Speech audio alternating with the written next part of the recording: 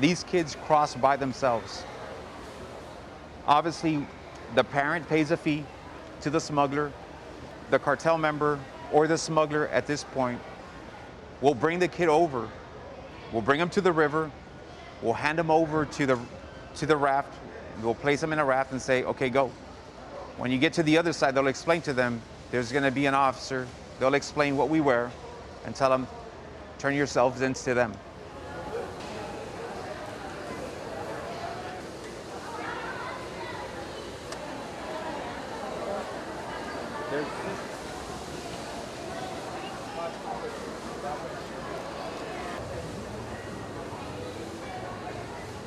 There's a little girl that I talked to a little while ago. She said that she had lost her mom and that she doesn't have a father.